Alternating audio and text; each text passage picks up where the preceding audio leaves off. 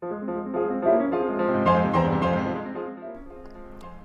is a book by Ted Sorensen called Counselor, and he was a lawyer from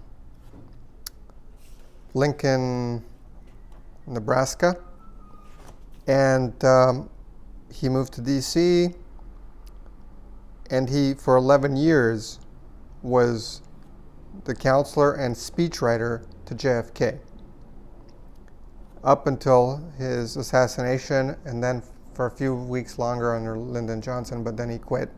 And then he was a lawyer in a New York law firm for the rest of his career.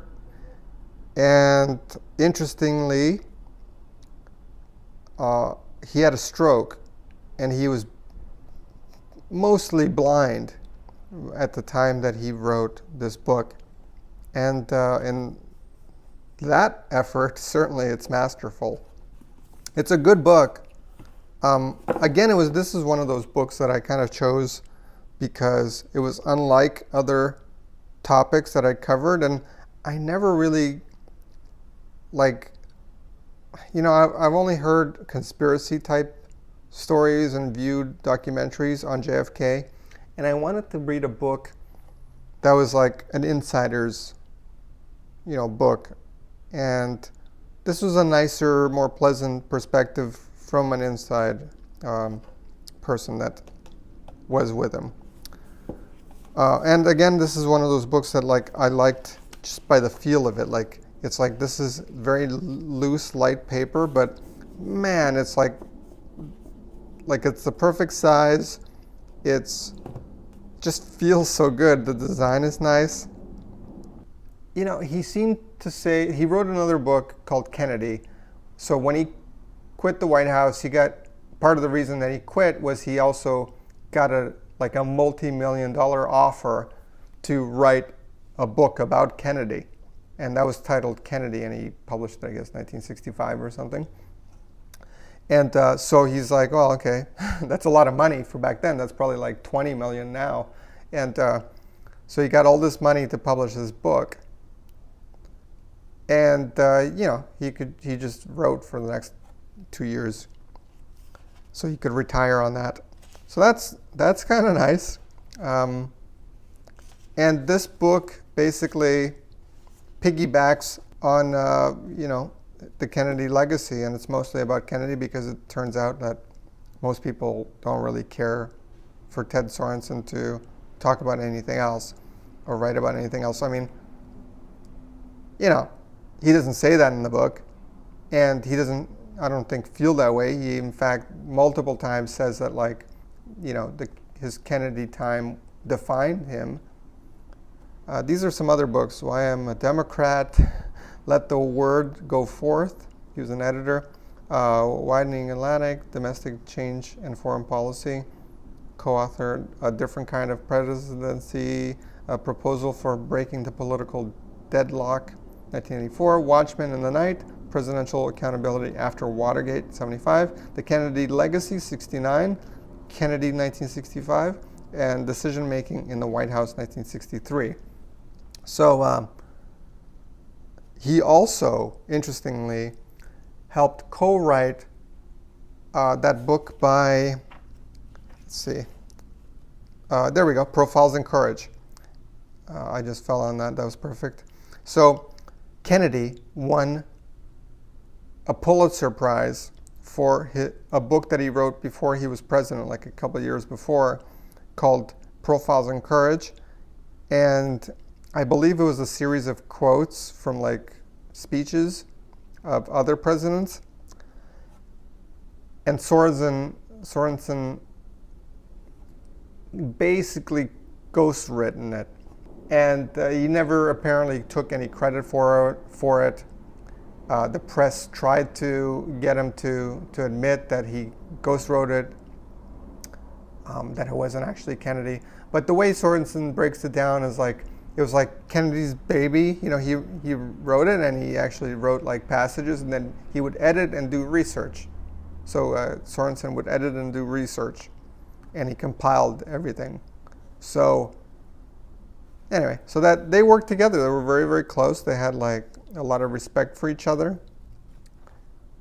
And it was basically, they were in the White House together for 3 years, and it was 8 years before that they were together as Kennedy was a senator. So they knew each other very closely. One of the things that was earmarked by somebody else from before, well, there were some things, I don't know what this one is, but I know the big one is his top 10 speech writing. There we go. So he has like his main points for writing a good speech. The first one is, less is almost always better than more. So make it simple and direct, as the 10 Commandments. He recommends E.B. White's classic book, Elements of Style. Among its watchwords, omit unnecessary words. My favorite rule, because it illustrates itself. Choose each word as a precision tool. Care and prudence is in selecting the right word and sequence of words important in every speech, were even more important in helping draft the president's letters to Soviet Chairman Khrushchev during the Cuban Missile Crisis. He covers the missile crisis in 2 parts here at the very beginning of the book, which I'll come back to in a minute, and later in the chronology of events. So choose each word as a precision tool. So it's like, you have to choose your words, especially in negotiations. And then, word choices are very careful in speeches. Organize the text to simplify, clarify, and emphasize. So simplify, make it clear what you mean, and emphasize what you want to emphasize. So a rule reinforced by Churchill's criticism of an opponent's speech, that pudding has no theme. So Churchill apparently criticized another opponent, and he said, like, that pudding has no theme. So Churchill, who's a great writer and orator and lettersman, and good formulaist of themes.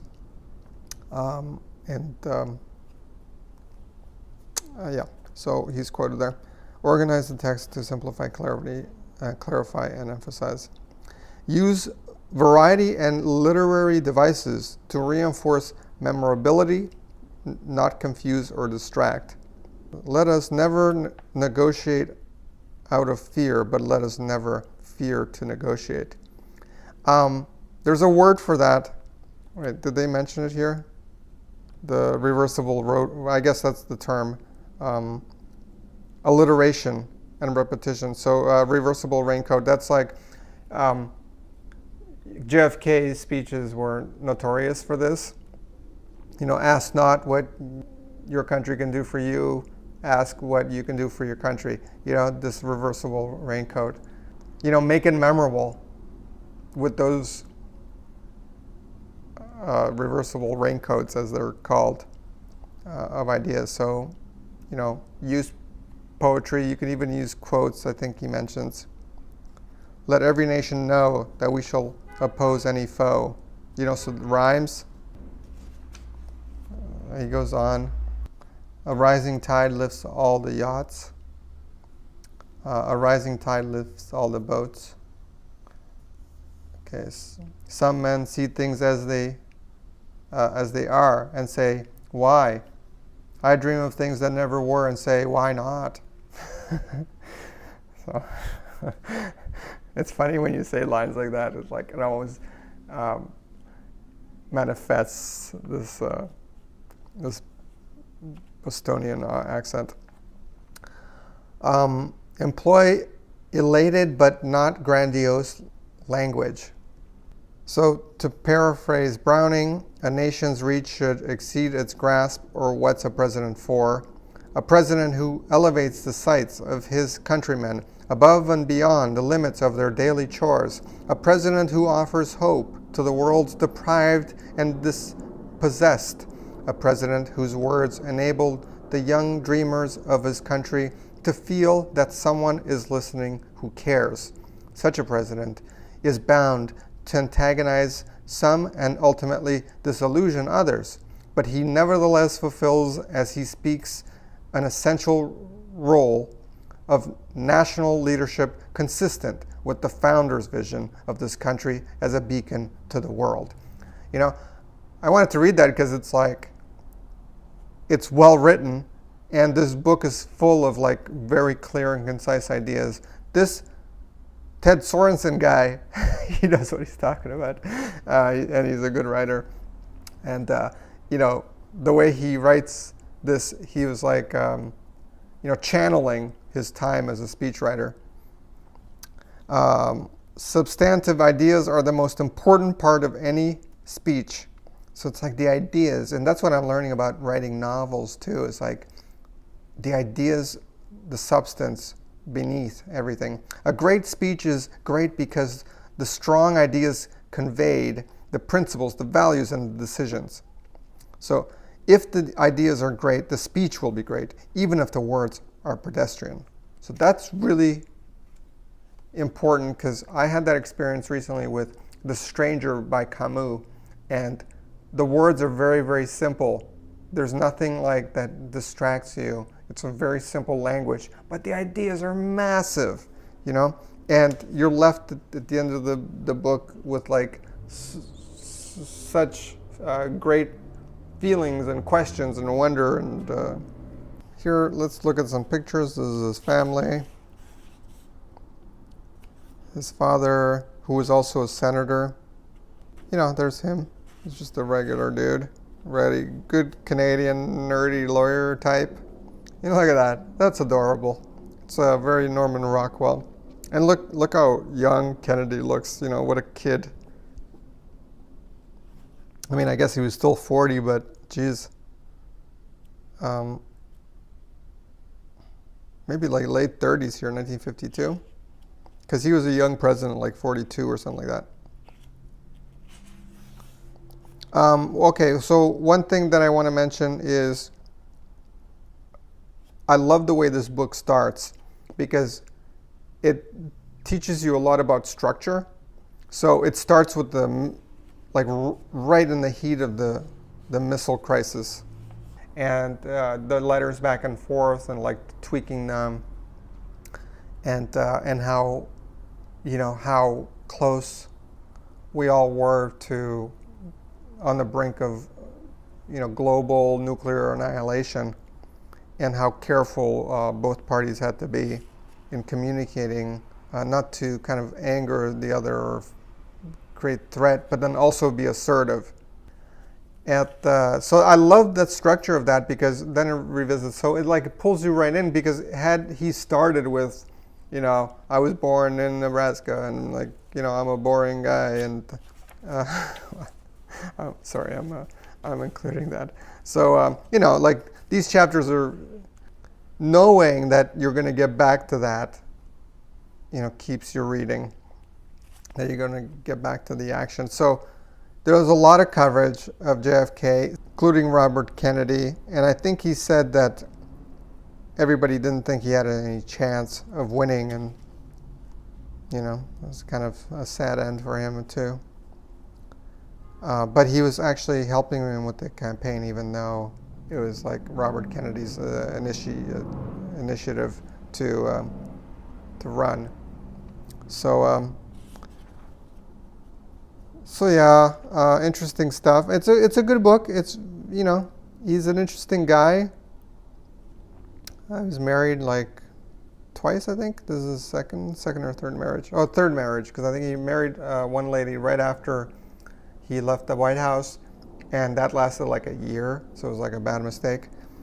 And then he had kids from his first marriage, and then he married this lady here, Jillian, and she seemed really nice.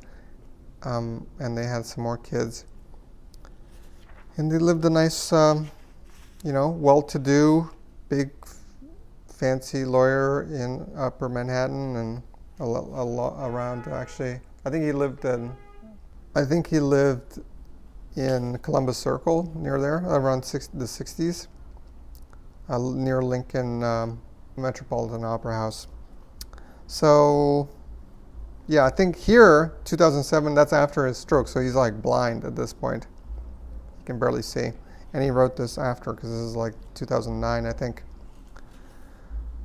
It's a good book. It's like very fascinating. It gets really, really dry in moments, like all the moments that are not about JFK. So I finished the book, and then I watched like I watched some conspiracy documentary about JFK, a new one by Oliver Stone, and it didn't inform me about anything. It's like it's all BS to me. And then I hear some more things, or I read some little articles about LBJ, Lyndon Johnson, and how he was like a crazy mofo. You know, like apparently he pulled out his, private parts and things, and he was like a real, and he would have meetings on the toilet or something like that. Like none of that is in the book. So I was like, when I came across that, I was like, well, what the hell else did he leave out? If he didn't mention that, which was like public knowledge according to other authors, well, maybe he didn't want to cover it because it's like other authors' material, so he didn't want to like lean on their work. So I guess I get it from that perspective. But my immediate thought was like, oh, well, I guess like when there was a chapter on JFK and allegations that maybe he was cheated, and so Sorensen says in my experience, I mean, he was flirty, but as far as I know, and they traveled together, as far as he knew, according to Sorensen, he never. It made me feel like he probably knew, and he's just trying to preserve his legacy. It would actually be an outrageous thing for Sorensen to then badmouth JFK and try to ruin his legacy when he made his career on it. So it's like they would cancel him at that point, especially. So it's the politics still continued, which is interesting in this book, because I feel like the politics informed what he was willing to disclose and not. And then he had like a failed senatorial campaign, and he was gonna be like head of the CIA at one point, but it was a big mess. So he addresses that, and yeah, so that's the gist of it. It's a really fascinating book, I must say, and it was well worth reading. Very dry at some points. At most points, even like the JFK, he's such a tight writer. Good editing, there's not one mistake in this whole book that I noticed from a grammatical point. So everything's tight, and even the way some when there's quotes or something or breaks on certain pages, like here, see, boom, perfect quote, then it's a regular paragraph. So it's I don't know how they did that, where it's so perfectly timed.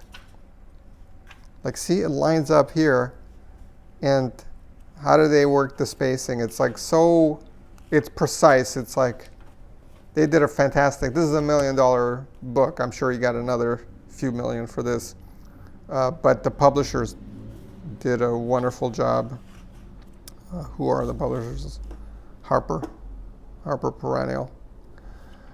So yeah, very fascinating. Highly recommended. If you want to know more about Kennedy, this is a great book, and you get to hear it from a speechwriter's perspective and a lawyer's perspective. So very well done.